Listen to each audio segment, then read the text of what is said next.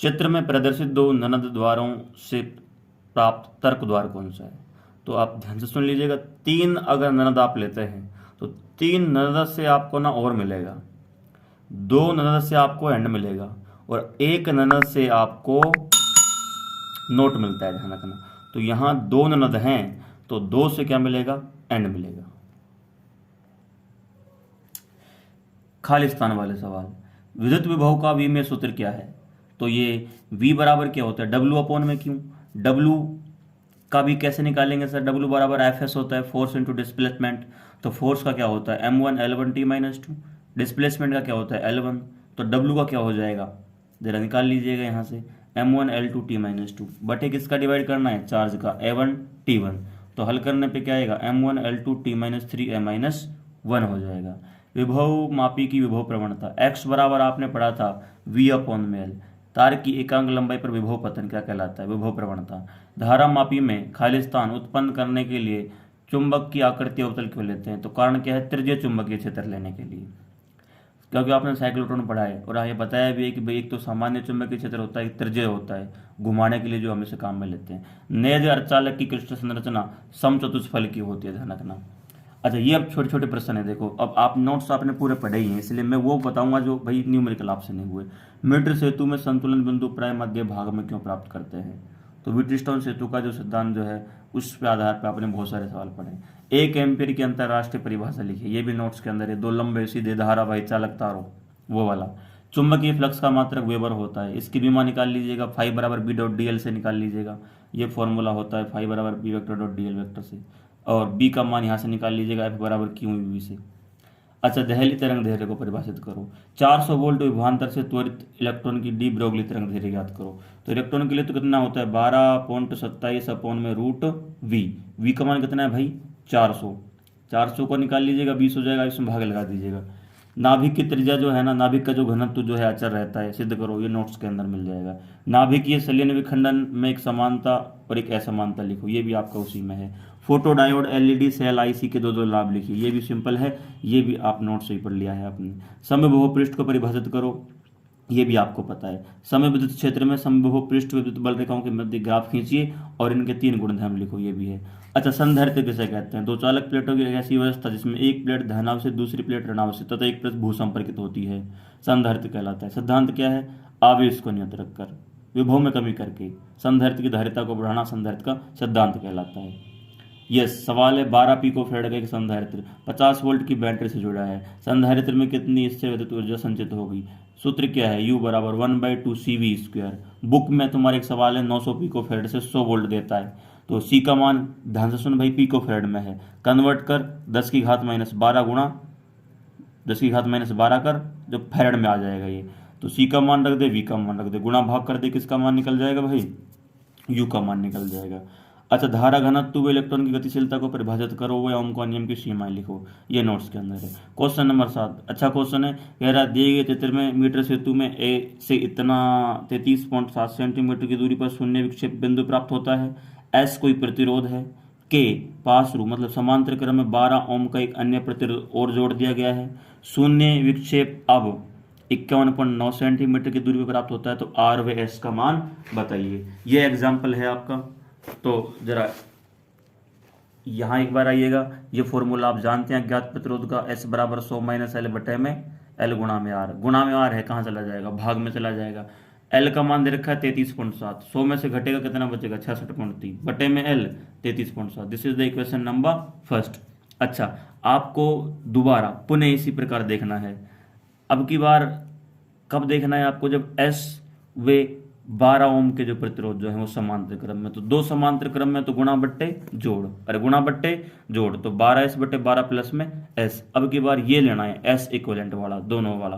तो S equivalent बराबर 48.1, क्योंकि आप अब की बार 51.9 घटाओगे तो 48.1 बचेगा, बटे 51.9 गुना में R गुना में कहाँ चला जाएगा? भाग में। आइएगा, मैंने S इक्विवेलेंट का मान रख दिया 12S टे 12 प्लस में S, नीचे क्या चल रहा है? आर, भाग सामने क्या है? 48.1 बटे 51.9 नो, मैंने थोड़ा सेट करके लिखा है इसको, एस अपॉन में आर ऐसे लिख दिया है, 12 बटे में 12 प्लस एस ऐसे लिख दिया है। समीकरण नंबर 2। समीकरण नंबर 1 को देखो, एस बटे आर है ना, तो एस बटे जो आर जो है, एस बटे आर का मान यहाँ से उठाना है, ये वाला मान उठाना है आपको, और ये उठा के नीचे एक बार समीकरण 2 में रखना है। इधर ये समीकरण 2 में रखना है, नीचे करो ना भाई। समीकरण 1 से मान रख दिया। अब आप इसे हल कीजिएगा, हल करेंगे तो केवल यहाँ एक राशि दिखाई दे रही है आपको, ये एस ही एस है, दूसरी राशि नजर नहीं आ रही है आपको, केवल एस है, तो मान भी किसका निकलेगा, एस का। वो एस का भी पूछ रहा है, आर का भी पूछ रहा है, तो हल करने पे कितना आएगा, 13.5 ओम। अभी वो आर का पूछ रहा है। समीकरण 1 आप जानते हैं, एस बटे आर 66.3 बटे 37.7 होता है, तो गुना कीजिएगा, वज्र गुना करो, आर बराबर क्या जाएगा, जरा चेक करो, 37.7 गुना एस गुना में 66.3 भाग में जाएगा। अब इसे हल करो, 6.86 ओम आएगा। ये वाला सवाल भी अच्छा है, तो ये से भी आपको फोकस करना है। क्वेश्चन नंबर 8, एक लंबी परिणलिका के स्वप्रेरकत्व का व्यंजक प्राप्त कीजिए। स्वप्रेरकत्व का एल का पूछ रहा है, ये किन किन कारकों पर निर्भर करता है ये भी लिखिएगा। पास पास रखी कुंडलियों की युग्म का अनोन्य परिवर्तन, अनोन्य का मतलब होता है 1.5 हेनरी है, कुंडली में 0.5 सेकंड में धारा 0 से 20 एम्पियर परिवर्तित हो तो दूसरी कुंडली की फ्लक्स में कितना परिवर्तन होगा। सूत्र होता है भाई ई बराबर एम डी आई अपॉन में डी टी, और ई बराबर होता है डी फाइव अपॉन में डी टी, से डी टी कैंसिल हो जाएगा, तो डी फाइव क्या बचेगा, डी आई, डी फाइव बराबर क्या बचा, एम डी आई। अच्छा, एम का मान, डी आई का मान क्या है, आई टू माइनस आई वन, मतलब 20 माइनस 0, और एम का मान कितना है 1.5, तो गुना कर भाई 20 का 1.5 से 30 वेबर आ जाएगा, क्योंकि फ्लक्स का मान मात्रक क्या होता है, वेबर होता है। क्वेश्चन नंबर 10 कह रहा है कि प्रकाश किरणों के अपवर्तन की पता दीजिएगा, सिंपल है, और इसको प्रूफ कीजिएगा। जब एक प्रकाश की किरण एक पारदर्शी माध्यम से दूसरे पारदर्शी माध्यम में प्रवेश करती है तो अपने पथ से विचलित हो जाती है, घटना प्रकाश का अपवर्तन कहलाता है, और इसे प्रूफ कर दो। संपर्क में रखे दो पतले लेंसों के संयोजन के व्यंजक की उत्पत्ति कीजिए, ये भी सिंपल है। हाँ, ये वाला क्वेश्चन एक बार आप अच्छे से चेक कर लीजिएगा, ये बहुत शानदार क्वेश्चन है। देखो, यह आकृति दे रखी है, ये 3 लेंस है, पहला उत्तल लेंस है, इसे 30 सेंटीमीटर की दूरी पर कोई ऑब्जेक्ट रखा हुआ है ये। अच्छा, इससे 5 सेंटीमीटर दूर एक और लेंस रखा हुआ है, इसकी +10 है, इसकी -10 है, ये एक और लेंस रखा हुआ है, इससे 10 दूर है, तो कह रहा है लेंस संयोजन द्वारा एक साथ जोड़ दिया गया, निर्मित प्रतिबिंब की स्थिति बताइएगा। जो अब इसके लिए जो अंतिम जो प्रतिबिंब बनेगा वो कहाँ बनेगा। यस, जरा पहले लेंस के लिए देखते हैं। पहले लेंस के लिए यू का मान कितना दे रखा है, प्रश्न में देख लीजिएगा दोबारा, यू का मान कितना है, 30 है। हाँ, यू का मान 30 है, और एफ का मान 10 दे रखा है, तो पहले 1 के लिए तो 1 1 लगा दो, 1/f बराबर 1/v माइनस 1/u। हम बात करना है v का मान, तो ये u जाएगा f की तरफ प्लस का हो जाएगा, u1 का मान 10, u1 का मान क्या है माइनस का 30, तो प्लस माइनस क्या हो जाएगा माइनस। अच्छा, लघुत्तम क्या ले ले 30, 10 तिया 30, 30 से कम 30, 3 - 1/30। अच्छा, उल्टा का कर दे, ये 1/v का मान है, तो v1 क्या हो जाएगा 30/2, v1 का 15 सेंटीमीटर। कहने का यह है, ये वाला जो लेंस है ना, ये वाला जो लेंस है, आगे चल थोड़ा, ये वाला जो लेंस है, इससे 15 सेंटीमीटर की दूरी पे जाके क्या बनेगा, आगे प्रतिबिंब बनेगा। यहां से ये 5 सेंटीमीटर, तो ये हो गया 15, यहां जाके होगा, मतलब अब इसका जो प्रतिबिंब बनेगा ना वो यहां बनेगा इधर। अब ये वाला जो प्रतिबिंब बनेगा इधर, ये इस लेंस के लिए किसका कार्य करेगा, बिंब का कार्य करेगा, मतलब इस लेंस से इस आभासी प्रतिबिंब की जो दूरी जो होगी, जो कार्य जो कर रहा है, वो कितनी हो जाएगी 10 सेंटीमीटर। जैसे इधर आइएगा भाई एक बार, तो मैंने F2 V2 U2 लगा दिया अब की बार। अच्छा, इसका कितना दे रखा है -10, U का मान कितना हो जाएगा, आभासी है ना, तो आप माइनस मत लगाना, सीधा प्लस में ही रखना। 1/F2 बराबर 1/V2 माइनस 1/U2। हमको तो किसका मान चाहिए, V2 का, तो ये U2 माइनस का है, F2 की तरफ जाएगा प्लस का हो जाएगा, F2 का मान -10, U2 का मान वैसे बिंब की दूरी हम मान सकते हैं, परंतु यहाँ आभासी बिंब है तो सीधा प्लस ही में रख दे उसको, तो 1/10, ये माइनस का ये प्लस का कट जाएगा, तो 1/v बराबर क्या आ गया 0, तो v बराबर क्या आ जाएगा, उल्टा कर दे, अनंत आ जाएगा। अब ये वाला जो लेंस है ना, ये वाला जो लेंस है, ये बाईं ओर अनंत पे बनाएगा, मतलब अब की बार u का मान इस लेंस के लिए तीसरा जो बचा है, u का अनंत हो जाएगा। इसको देखिएगा, ये लीजिएगा 1/F3 U3, तो 1/v बराबर इधर जाएगा प्लस जाएगा। इस लेंस के F3 का मान दे रखा है, F3 का कितना है सेंटीमीटर है, F3 का मान कितना है 30 सेंटीमीटर, और U का मान आपको पता है, U कहाँ बना था, आगे बना पे, F3 का मान हो गया, एक अंत का लगाएगा 0 आएगा, उल्टा V3 का V3, और अंत प्रतिबिंब बनेगा वो कहाँ बनेगा, सेंटीमीटर की दूरी भी बनेगा। क्वेश्चन नंबर 9, भट्टी क्रमांक बनाओ और इसके विभिन्न भागों को समझाओ, सब उसको आपको पता रखा है। क्वेश्चन नंबर 14 6 हो रहा है नष्ट है यू 2 की अल्फा 6 के लिए अर्धायु इतनी दे रखी है, टी हाफ का मान ये दे रखा है एक 4.5 वर्ष। कह रहा है 92 238 के 1 ग्राम नमूने की एक्टिवता क्या है, ये वाला प्रश्न है आपका बुक का ये 13.4 है। अच्छा टी हाफ का मान कितना दे रखा है 4.5 गुणा 10⁹ ये वर्ष में दे रखा है भाई। आप इसे कन्वर्ट करो किसमें, एक साल में दिनों 360 दिन में कितने घंटे होते हैं 30, घंटे कितने मिनट होते हैं 60, मिनट में कितने सेकंड होते हैं 60। तो इस हल करो तो हल करने पाएगा 3.16 गुणा 10⁷ सेकंड आएगा ये वाला। तो समय का मूल मात्रक सेकंड होता है इसलिए हमने इसको सेकंड में कन्वर्ट कर लिया है। तो ये टी हाफ का मान आपको सेकंड में रखना है। यस या अब ये आपके पास में कंप्लीट गुणा करने पर राशि आ गई, मतलब ये टी हाफ का मान आपको मिल गया। अच्छा किसी समस्थानी के 1 मोल में कितने में 1 किलो में अवोगाद्रो संख्या के बराबर परमाणु होते हैं। आप जानते हैं अवोगाद्रो संख्या इसकी बात कर रहे हैं। अतः एक में कितने होंगे 92 238 में परमाणु की संख्या। तो n पर स्मॉल m अपॉन में कैपिटल m, स्मॉल m 1 ग्राम, एक ग्राम मतलब कितना किलोग्राम 10⁻³ किलोग्राम। तो 10⁻³ ले नीचे मोलर अणु कितना है 238।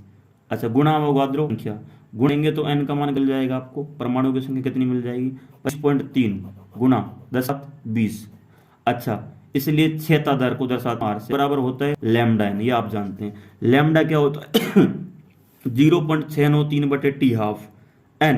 अच्छा 0.693 तो ये हो गया, टी हाफ का मान आपने पहले निकाल लिया 1.42 गुणा 10⁻17। अब n का मान बचा 25.3 गुणा 10⁻20। आप इसे गुणा भाग करोगे तो 1.23 गुणा 10⁻4 बैक्यूरल आएगा, क्योंकि एक्टिवता का मात्रक सक्रियता का मात्रक क्या होता है बैक्यूरल होता है।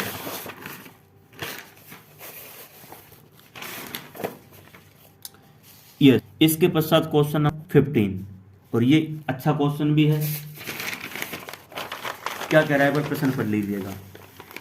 25 सेंटीमीटर सामनिकट बिंदु का कोई व्यक्ति ऐसे संयुक्त सूक्ष्मदर्शी जिसका अभिदर्क 8 mm, गौर से देखो गौर से mm में दे रहा है, mm में नेत्रिका कितना है 2.5 सेंटीमीटर है, ये सेंटीमीटर में है, फोकस दूरी का है का उपयोग करके अभिदर्शक से 9 mm क्या दे रहा है mm। मान लो मैं इसको सेंटीमीटर ले लेता हूँ, कई बार बुक में ना, अब बुक में तो mm दे रखा है परंतु कई बार हल करते हैं सेंटीमीटर से, आप mm से भी इसे हल कर सकते हैं। रखे बिंब को सुस्पष्ट फोकसित कर लेता है, दोनों लेंसों के बीच पृथक्कन दूरी क्या है L ज्ञात करवा रहा है, सूक्ष्मदर्शी की आवर्धन क्षमता M क्या है। अच्छा इधर देखो सबसे पहले लास्ट प्रश्न, सबसे पहले आपको जो दिया है ना D का मान दे रखा है 25 सेंटीमीटर और बिंदु का कोई व्यक्ति ऐसे संयुक्त सूक्ष्मदर्शी जिसका अभिदर्शक 8 mm, F नोट का मान दे रखा है 8 mm, कन्वर्ट करो सेंटीमीटर तो 10 से भाग लगा दो तो 0.8 सेंटीमीटर आ जाएगा। से 9 mm की दूरी पर रखे बिंब को सुस्पष्ट फोकसित कर लिया है, तो U नोट का मान कितना है 9 mm, कन्वर्ट 9/10 तो 0.9 सेंटीमीटर हो जाएगा। आप इसे सेंटीमीटर भी हल कर सकते हैं। अच्छा सुस्पष्ट फोकसित कर लेते हैं, कह रहा है L क्या होगा, तो देखो L बराबर है V नोट प्लस में UE, ये संयुक्त सूक्ष्मदर्शी के लिए होता है नलिका की लंबाई, पहले V नोट ज्ञात करना पड़ेगा। अच्छा 1/F बराबर 1/V माइनस 1/U, ये क्या होता है लेंस सूत्र होता है। पहले ऑब्जेक्टिव लेंस के लिए बात करेंगे, अभिदर्शक लेंस के लिए, तो 1/F नोट बराबर 1/V नोट माइनस 1/ का U नोट।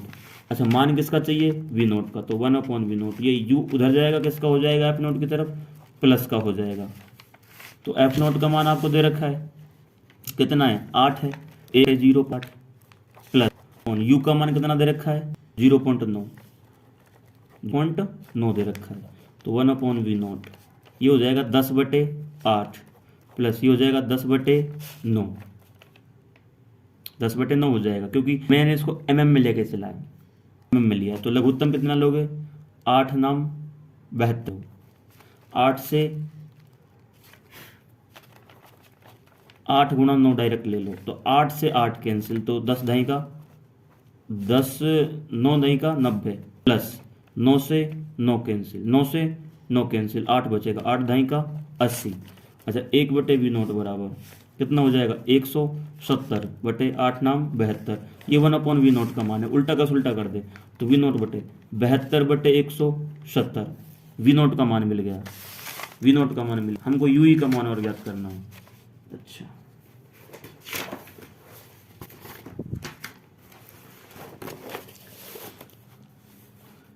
अब 1/FE बराबर 1/VE और माइनस का 1/UE यहाँ से मिलेगा। अंत नेत्रिका लेंस से प्रतिबिंब कहाँ बनता है, इस पर दर्शन की न्यूनतम दूरी मतलब 25 सेंटीमीटर की दूरी पर।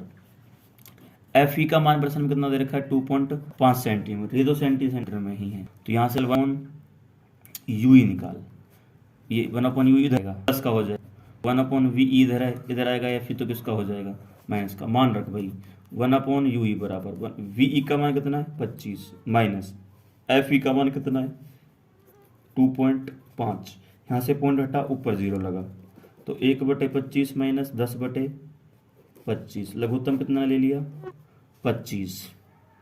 2.5 क्या किस में दे रखा है ये 2.5 सेंटीमीटर में ही है, तो 25 से 25 कटा 1 माइनस का 10 तो माइनस का 9/25 तो 1/UE, तो UE का मान क्या हो जाएगा 9 माइनस नलिका की लंबाई।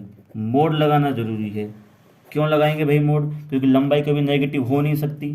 तो V0 का मान कितना आया था, V0 का मान 72/170, 72/170 प्लस UE का मान 25/9, जोड़ घटा कर लो इसका, L का मान मिल जाएगा। अच्छा और क्या पूछा है इसमें, कह रहा है सूक्ष्म रश्मि की आवर्धन क्षमता क्या है, तो फॉर्मूला होता है M बराबर माइनस का V0/U0 1 प्लस D/FE। ये मान रखिएगा इसके अंदर, आप V0 है U0 है आपके पास में, 1 है D है F, हल हो जाएगा और 88 के आसपास लगभग आंसर आ जाएगा। तो ये आपका पेपर हल हो जाता है। लास्ट में तो क्या ये डेरिवेशन है आपके, और ये सभी आपको नोट्स में मिलेंगे। धन्यवाद आप सभी को। कल का दिन भगवान आपका बहुत ही बहुत अच्छा दिन रहे, आपको कल के लिए बेस्ट ऑफ लक, और जय हिंद जय भारत। ये वाले क्वेश्चन भी है ना, ये वाले 19 और जो 20 जो है, इसमें न्यूमेरिकल नहीं है, इसमें भी क्या थ्योरेटिकल वाले प्रश्न हैं, ये आपने पढ़ लिए होंगे। और ये पेपर आपका हो ही गया, न्यूमेरिकल आपके हो गए, ऑब्जेक्टिव आपके हो गए। आप सभी को धन्यवाद। आप सभी अपने पिता को याद करके जाएं और अपना जो भविष्य जो है उसे निर्धारित करें। बिंदास होकर आप एग्जाम दें, डरें, कूल डाउन की स्थिति में रहें, घबराहट के अंदर होना नहीं चाहिए। बोलो क्या कुछ भी नहीं होगा, आपको बहुत याद है, आप ये सोच के जाएं। आप सभी के लिए best luck. Thank you BM sir.